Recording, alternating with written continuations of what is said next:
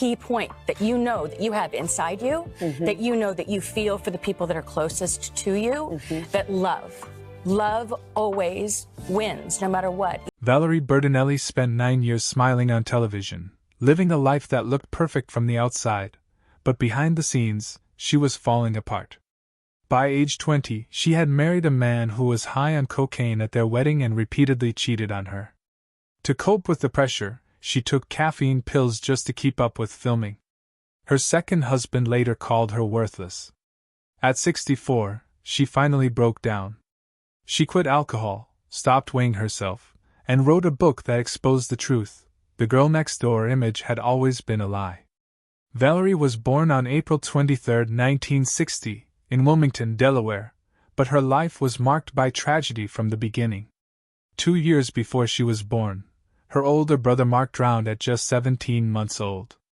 Her parents, Nancy and Andrew, never truly recovered, and Valerie grew up in the shadow of a sibling she never met. Her mother became obsessed with safety. Valerie wasn't just watched, she was protected like glass. In old family photos, her mother's hands are always on her, never letting go. Valerie didn't understand the pressure to be perfect, but she felt it constantly. Later, she learned that psychologists call this phenomenon replacement child syndrome, and it shaped her deeply. Her childhood was constantly in motion. From birth to age 15, the family moved 8 times across 4 different states, following her father's promotions with General Motors. She bounced from Oklahoma City to Pontiac, Wilmington, California, Michigan, and finally Los Angeles. Never staying in one school more than a year and a half, Valerie learned to adapt fast, blending in with new crowds quickly. She later called this her chameleon complex. What began as a survival skill became her greatest strength as an actress. She didn't just play roles, she became them. Everything changed on July 26, 1972, when 12-year-old Valerie performed at a small talent showcase. Her mom almost didn't attend because it cost $50, but they went anyway. Valerie sang in a $12 dress from Woolworth's and was the 47th performer out of 347 kids. Something about her voice and presence caught the attention of casting director Ruth Birch, who said she had the soul of someone much older. That night, 3 scouts approached Valerie's mom, but it was Birch who signed her. That $50 investment led to a career that earned over $40 million. 3 years later, she auditioned for One Day at a Time. Though she was only 15, she lied and said she was 16, faking her birth certificate to work longer hours. The lie worked until a production assistant noticed discrepancies in her school records. Valerie confessed, and though the show's creator Norman Lear didn't fire her, the lie cost the production $127,000 in legal fines, money that came out of Valerie's future paychecks. Lear saw something in Valerie, something broken that reminded him of himself. During a final screen test, he asked her to pretend her character's parents were divorcing. She cried real tears, unaware that her own parents were considering divorce at the time. Lear later wrote that she had the same haunted look he saw in the mirror as a child. He became protective of her, which some cast members misinterpreted as favoritism.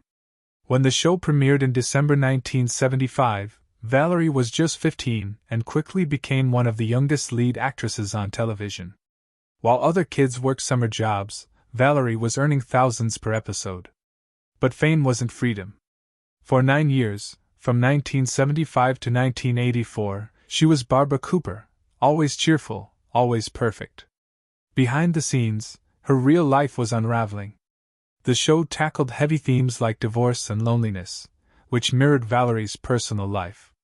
She delivered powerful performances because she had no choice. Her co-star Bonnie Franklin became a surrogate mother figure but also kept close tabs on her, monitoring her weight, her wardrobe, and even her relationships.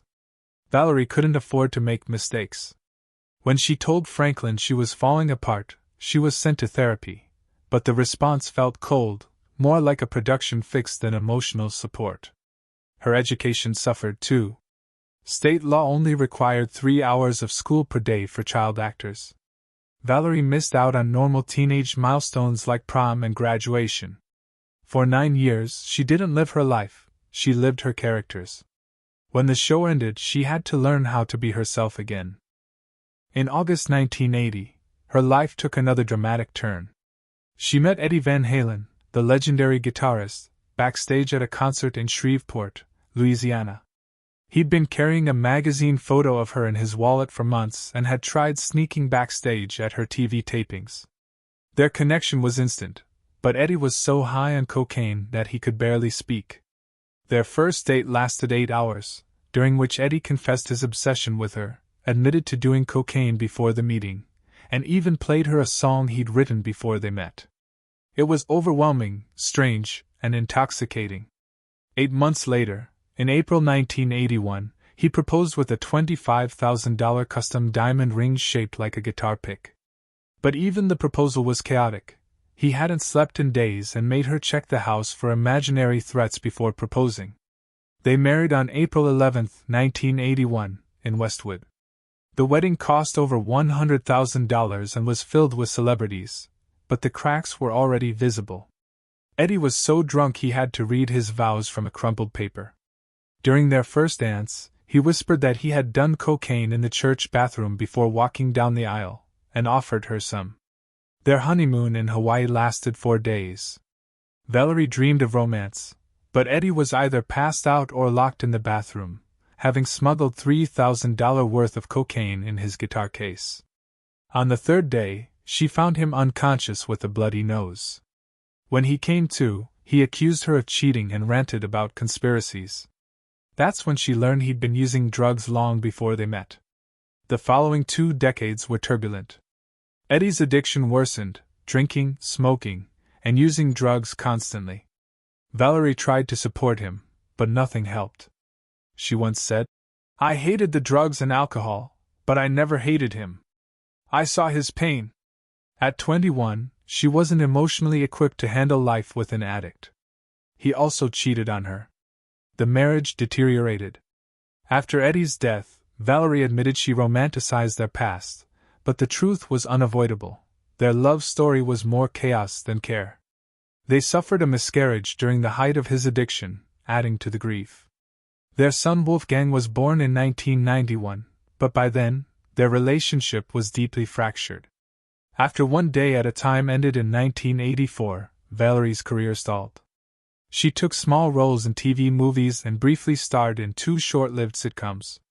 When she separated from Eddie in 2001, she didn't ask for alimony or child support. They agreed to share costs for Wolfgang. But money was tight, and work was scarce. She became a spokesperson for Jenny Craig, more out of financial need than image management.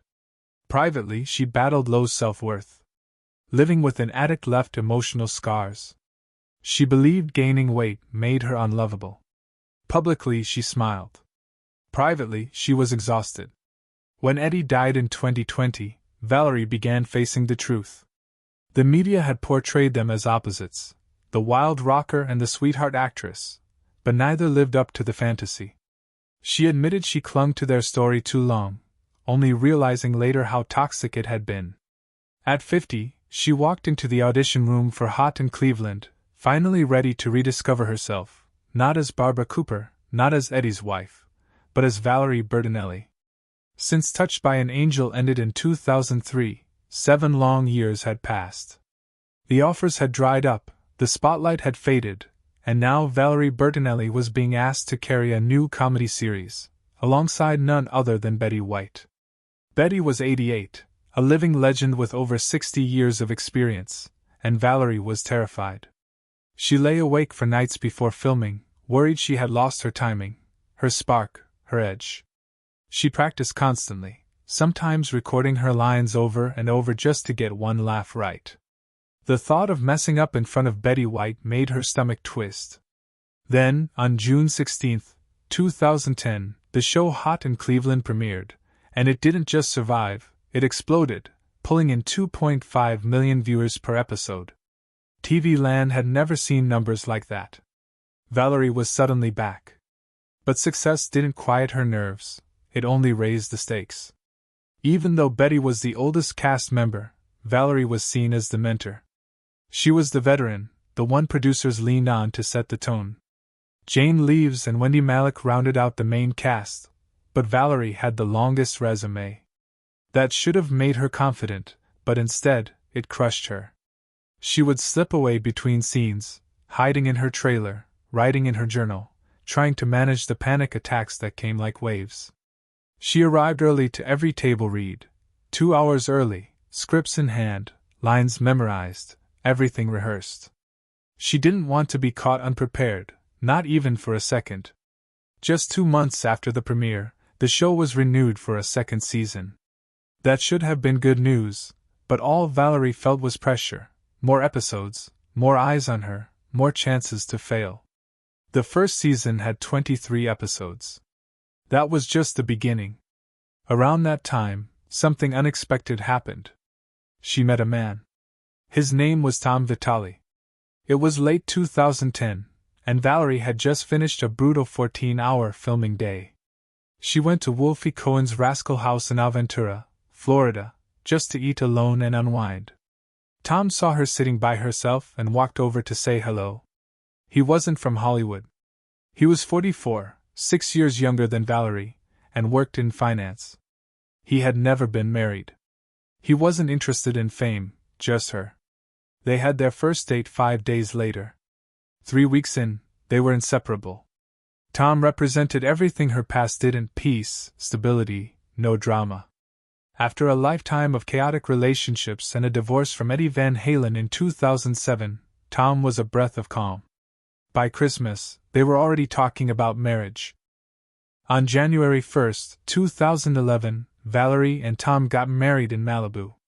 Just 100 guests, small, simple, and quiet, a sharp contrast to her first wedding, which had been a celebrity event with 300 people.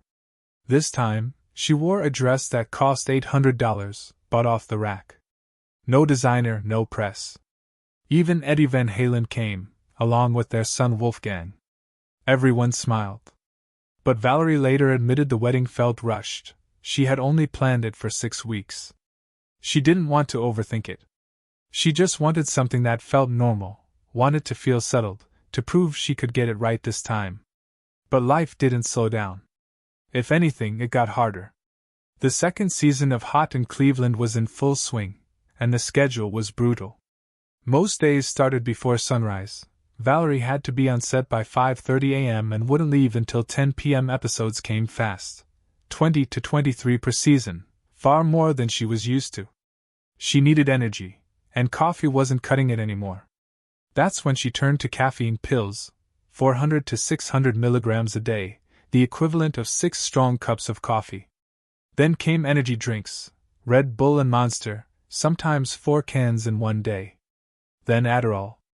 At first, it was prescribed to help her focus, but soon it became her crutch. She relied on it to get through scenes, to stay sharp, to be funny. No one knew. She kept it hidden. Her assistant was told to keep her trailer stocked. She timed everything, when to take the pills, when to drink the energy drinks, so she'd peak at just the right moment for filming. It worked. Her timing was flawless. Her jokes landed. But she knew the truth. She was performing under pressure, powered by chemicals, trying not to crack. Valerie Bertinelli was once known mostly as a beloved sitcom star. But everything began to shift on August 8, 2015, when Valerie's Home Cooking premiered, marking the beginning of a surprising new chapter. It wasn't just a one-season experiment. The show became a hit, lasting 14 seasons with 157 episodes. She also started co-hosting Kids Baking Championship with Duff Goldman the same year. Suddenly, Valerie wasn't just an actress, she was a Food Network regular. And with that came a big payday, up to $750,000 per year just from hosting. Her warm, personal style on Valerie's Home Cooking made viewers feel like they were in her kitchen. She cooked for friends and family, smiled, laughed, opened up. It felt real, and that's what made it work. The show even earned her 2 Daytime Emmy Awards. But by 2022, things started to change. Food Network merged with Warner Media, and priorities shifted. Educational cooking shows were out. High-stakes competition shows were in. Valerie didn't like the change. She wrote online that she missed the days when the network taught people how to cook. It wasn't about learning anymore. By 2023, Valerie's home cooking was cancelled. Just like that, the show that had given her new life was over. Behind the scenes, Valerie's personal life was falling apart. Her marriage to Tom Vitale, which began in 2011, had grown toxic. She later said he had narcissistic traits and was emotionally abusive. In May 2022, she filed for divorce. Tom fought back, trying to throw out their prenup and asking for $50,000 a month in support. At the same time, she was still filming Kids Baking Championship. She called that period the apex year of hell. It lasted 8 painful months, but she didn't quit. She showed up to work smiling on camera while quietly breaking down off-screen. In November 2022, the divorce was finalized. Valerie paid Tom $2.2 million, plus another $500,000 earlier that year. When it was over, she posted online that it was the second best day of her life. Her words were honest and raw. She had been crushed but came out stronger. She said she had learned more about her own strength, patience, and self-worth during that time than ever before. Even though Valerie was earning millions, she was fighting a silent battle. Her relationship with food had been twisted since childhood. A 5th-grade teacher once poked her belly and told her to keep an eye on that. That stuck with her. Later, when she became a Jenny Craig spokesperson, she admitted to starving herself and working out twice a day. By her 60s, she'd had enough. She stopped weighing herself. She began rejecting diet culture altogether. In 2023, she wrote, "This is a 150 pounds body on a 5 feet 4 inches frame. I don't weigh myself anymore." She didn't care what the charts said, she wanted peace. Her 2024 cookbook Indulge reflected this new mindset. It was about enjoying food, not fearing it. Her time with Food Network didn't end well. In December 2021, she signed a new deal, but just a year later, she was dropped from Kids Baking Championship in January 2024. Some said her team asked for too much money. Others claimed the network never made her an offer at all. Either way, she was out, and it hurt. She had once said the show saved my life during her divorce. Losing it felt like losing a lifeline. Food Network had changed. Valerie missed the days of Rachel Ray and Ina Garten, shows that taught people how to cook. But the new bosses wanted excitement, drama, and fast-paced competitions. Then came a grief she never expected. Eddie Van Halen, her ex-husband and the father of her son, Wolfgang, died on October 6, 2020. He was only 65. Valerie and Wolfgang had been by his side every day in the hospital, along with Eddie's second wife and brother. That morning, Wolfgang called her and said, "His breathing has changed." She rushed to the hospital. Eddie's last words were, "I love you," to both Wolfgang and Valerie. Then he was gone. The loss hit her harder than she could explain. People online even criticized her, accusing her of grieving too much for an ex. But she admitted that she had romanticized their past. Even though the marriage had been full of drugs, cheating, and pain, she still felt like she had lost a soulmate. The divorce from Tom Vitale was brutal. They had met in 2004, married in 2011, and separated, according to Valerie, in 2019. Tom said it was 2021. That timeline mattered in court. Valerie had released a best-selling memoir in 2022 called Enough Already, and the money it made became part of the legal fight. Tom challenged their prenup. He wanted spousal support. Valerie didn't back down. She later said she stayed too long, not just in this marriage, but in both of her marriages. She believed that if she loved hard enough, it would be enough. It wasn't. The pain didn't stop there. In 2016, her father Andrew died. He was a kind man, an Army vet, a General Motors engineer, and a consultant who helped build the Channel Tunnel. But around 2014, he started having small heart attacks. Then a big one hit while he was already at a doctor's office.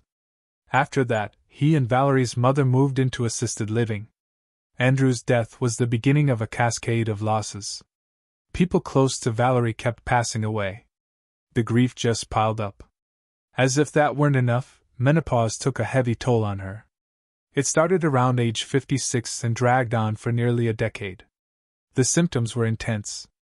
Brain fog made her forget lines on Hot in Cleveland, leading to bloopers she now laughs about, but it wasn't funny at the time. The emotional crashes were worse than anything she had ever felt. Now 64, she still doesn't feel like herself. She once asked her doctor what was going on with her mental health. The doctor said, "I don't know." That answer didn't help, but it made her realize she wasn't alone. She began talking openly with other women, hoping her honesty could help someone else feel less alone. Valerie Bertinelli had spent decades convincing the world she had a picture-perfect life.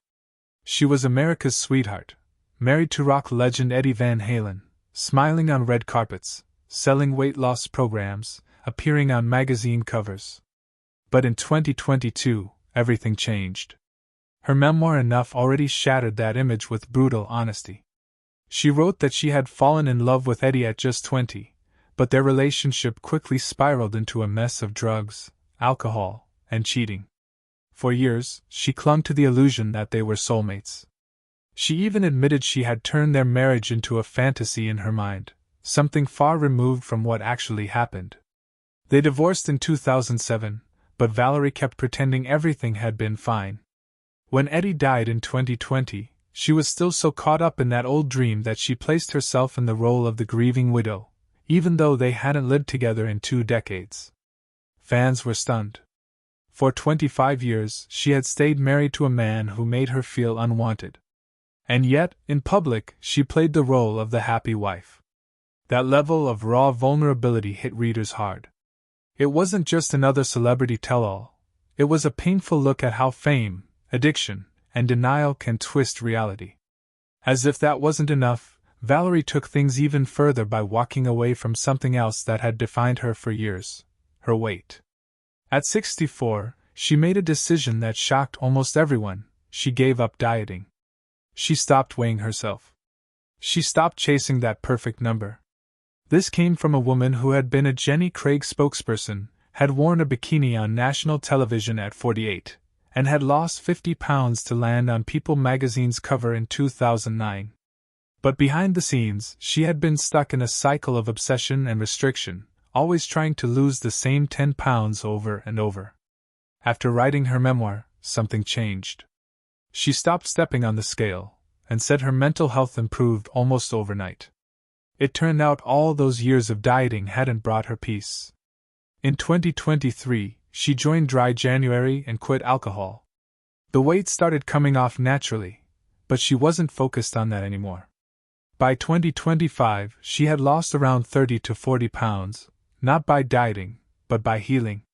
She proved that true change came when she stopped obsessing over numbers and started listening to her body.